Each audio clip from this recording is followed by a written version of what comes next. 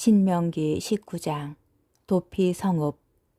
주 너희 하느님께서 너희에게 주시는 땅, 그곳에 사는 민족들을 주 너희 하느님께서 없애버리시고 너희가 그들을 쫓아내어 그 성읍과 집에서 살게 되면 주 너희 하느님께서 너희에게 차지하라고 주시는 땅에 성읍 셋을 따로 떼어 놓아야 한다. 그러고 나서 주 너희 하느님께서 너희에게 상속 재산으로 주시는 땅을 세 지역으로 나누고 길을 지정하여 모든 살인자가 그곳으로 피신할 수 있게 하여라. 살인자가 피신하여 살 수 있는 경우는 이러하다.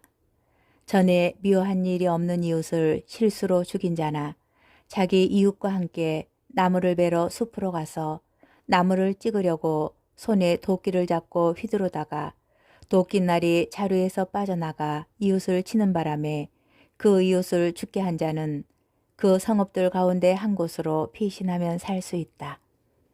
살인자가 전에 그 이웃을 미워한 일이 없으므로 사형 판결을 받지 않아도 되는데 피해 보복자가 흥분한 나머지 그 살인자를 뒤쫓아가서 그 성읍에 이르는 길이 먼 탓에 그를 때려잡아 때려 죽이는 일이 있어서는 안 된다.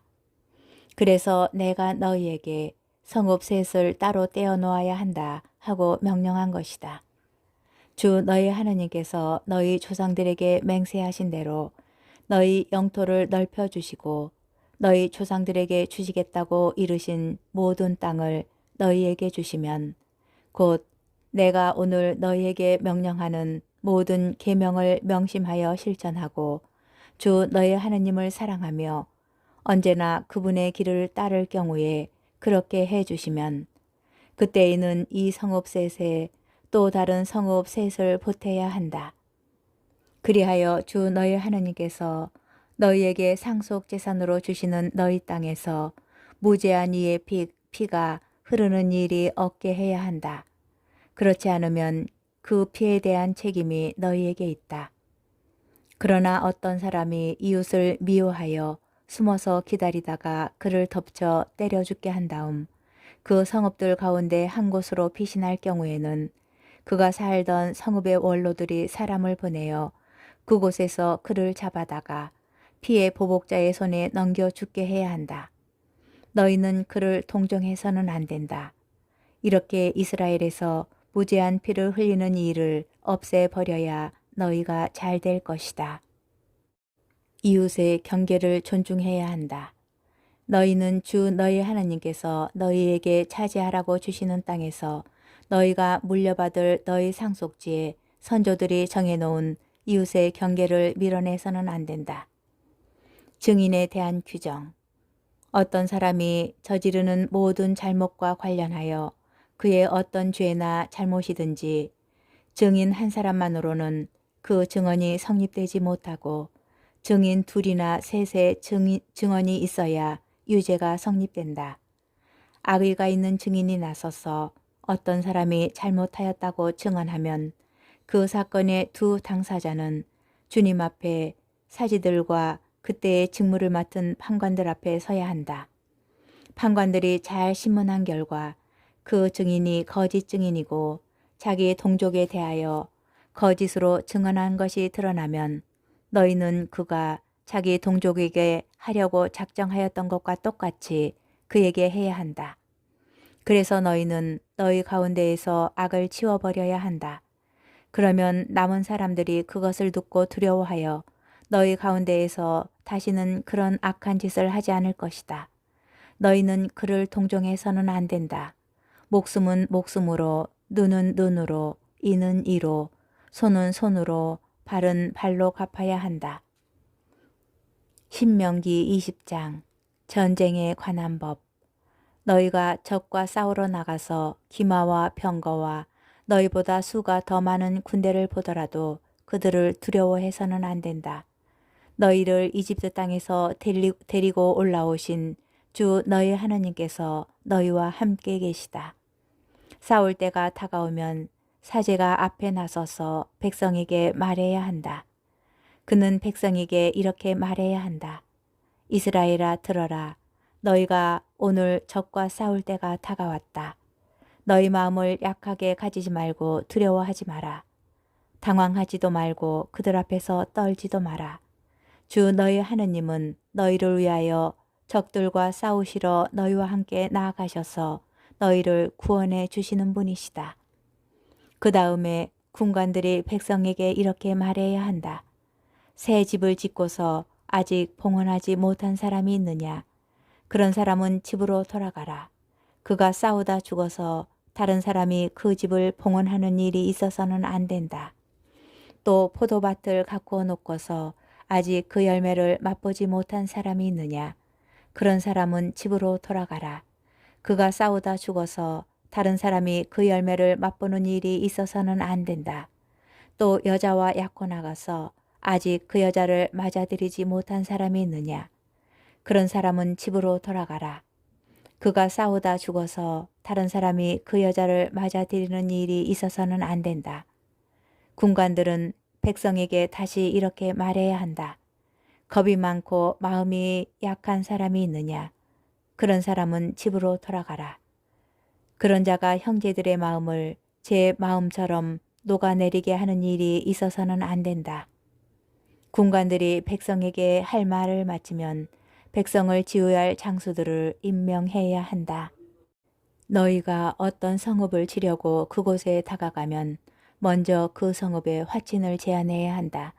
그 성읍이 너희의 화친을 받아들여서 문을 열면 그곳에 있는 백성은 모두 너희의 노역자가 되어 너희를 섬기게 해야 한다. 그러나 그 성읍이 너희와 화친하지 않고 싸우려 하면 그 성읍을 포위하여라. 그러면 주 너희 하느님께서 그 성읍을 너희 손에 넘겨주실 것이니 너희는 그곳의 남자를 모두 칼로 쳐 죽여야 한다. 그렇지만 여자들과 아이들과 가축과 성읍 안에 있는 모든 것, 곧 모든 노획물은 전리품으로 삼아도 된다. 너희는 주 너희 하느님께서 너희에게 주시는 적의 노획물을 먹고 쓸 수 있다. 저기에 있는 민족들의 성읍이 아니라 너희에게 아주 멀리 떨어져 있는 모든 성읍에 그렇게 해야 한다. 그러나 주 너희 하느님께서 너희에게 상속 재산으로 주시는 저 민족들의 성읍에서는 숨쉬는 것은 하나도 살려두어서는 안 된다. 너희는 주 너희 하느님께서 너희에게 명령하신 대로 히타이트족, 아모리족, 가나안족, 프리주족, 히위족, 여부수족을 모조리 전멸시켜야 한다. 그래야 그들이 자기 신들에게 하는 온갖 역겨운 짓을 너희도 하라고 가르쳐서 너희가 주 너희 하느님께 죄를 짓게 되는 일이 없을 것이다. 너희가 어떤 성읍을 점령하려고 싸움을 벌여 오랫동안 포위하고 있을 때 그 성읍의 나무에 도끼를 휘둘러 나무를 쓰러뜨려서는 안 된다. 너희는 그 나무에서 열매를 따먹을 수는 있지만 그것을 베어서는 안 된다. 들의 나무는 너희가 포위해야 할 사람이 아니지 않느냐. 그렇지만 너희가 알기로 열매를 먹을 수 없는 나무는 쓰러뜨리고 베어서 너희와 싸우는 성읍이 함락될 때까지 그 성읍을 포위하는 공격 보루를 만들어도 된다. 신명기 21장 범인을 알 수 없는 살인에 대한 속죄의식. 주 너희 하느님께서 너희에게 차지하라고 주시는 땅에서 살해당한 사람이 들에 쓰러진 채 발견되었는데 누가 그를 때려 죽였는지 알 수 없는 경우에는 너희의 원로들과 판관들이 나가서 살해당한 사람이 있는 곳에서 주변 성읍들에 이르는 거리를 재어야 한다. 그러면 살해당한 사람에게서 가장 가까운 성읍이 있을 것이다. 그 성읍의 원로들은 아직 부린 적도 없고 멍에를 메워 끌어본 적도 없는 암송아지 한 마리를 끌고 와야 한다. 그러고 나서 성읍의 원로들은 늘 물이 흐르는 골짜기로 그 암송아지를 끌고 내려가 갈지도 씨 뿌리지도 않은 그 시냇가에서 암송아지의 목을 꺾어야 한다. 그런 다음에 레위의 자손 사제들이 앞으로 나와야 한다. 주 너희 하느님께서 그들을 선택하시어 당신을 섬기고 주님의 이름으로 축복하게 하셨으며 그들의 판결에 따라 모든 송사와 폭력 사건이 해결될 것이기 때문이다. 살해당한 사람에게서 가장 가까이 있는 그 성읍의 원로들이 시냇가에서 목이 꺾인 암송아지 위에서 손을 씻고 이렇게 증언해야 한다. 저희의 손은 이 사람의 피를 흘리지 않았고 저희의 눈은 보지 못하였습니다. 주님, 당신께서 구해내신 당신 백성 이스라엘의 죄를 벗겨주시고 당신 백성 이스라엘 가운데에서 무죄한 피를 흘리지 않게 해주십시오. 그러면 그들은 그 피에 대한 책임을 벗게 된다. 이렇게 너희는 주님의 눈에 드는 옳은 일을 하여 너희 가운데에서 무죄한 이가 흘린 피에 대한 책임을 치워버려야 한다. 여자 포로를 아내로 맞는 규정. 너희가 적과 싸우러 나갔을 때 주 너희 하느님께서 그들을 너희 손에 넘겨주시어 너희가 포로들을 사로잡았는데 그들 가운데에서 예쁘게 생긴 여자를 보고 마음에 들어 아내로 삼게 될 경우 너희는 그 여자를 집으로 데리고 들어가서 그 여자가 머리를 자르고 손톱 발톱을 손질한 다음 포로 때 입었던 옷을 벗게 해야 한다. 그 여자는 너희 집에 살면서 한 달 동안 자기 아버지와 어머니를 위하여 곡을 해야 한다. 그런 다음에 그 여자와 동침하여 남편이 되면 그 여자는 아내가 된다. 그러나 그 여자가 너희 마음에 들지 않으면 마음대로 가게 하되 돈을 받고 팔 수는 없다. 너희가 그 여자를 욕되게 하였으므로 함부로 다루어서는 안 된다. 맏아들의 권리. 어떤 사람에게 아내가 둘이 있는데 하나는 사랑을 받고 다른 하나는 미움을 받다가 사랑받는 여자와 미움받는 여자가 다 그 사람에게 아들을 낳아주었을 때 맏아들이 미움받는 아내의 아들일 경우 그 사람이 아들들에게 재산을 물려주는 날 맏아들인 미움받는 여자의 아들 대신에 사랑받는 여자의 아들들에게 장자권을 줄 수 없다. 미움받는 여자의 아들을 맏아들로 인정하여 그에게 자기의 모든 재산에서 두 몫을 주어야 한다. 그 아들이 자기 정력의 만물이며 그에게 맏아들의 권리가 있기 때문이다. 불효자에 관한 규정. 어떤 사람이 고집이 셀 뿐더러 반항만 하며 아버지의 말이나 어머니의 말을 들으려 하지 않고 부모가 꾸짖어도 듣지 않는 아들이 있을 경우 그의 아버지와 어머니는 그를 붙잡고 그가 사는 성읍의 성문으로 원로들에게 데리고 가서 그들에게 이 우리 아들은 고집이 셀 뿐더러 반항만 하며 우리 말을 듣지 않는 데다가 방탕아이고 술꾼입니다 하고 말해야 한다. 그러면 그 성읍의 남자들이 모두 그에게 돌을 던져 죽여야 한다. 그렇게 너희는 너희 가운데에서 악을 치워버려야 한다. 온 이스라엘은 그것을 듣고 두려워할 것이다. 사형수에 관한 규정.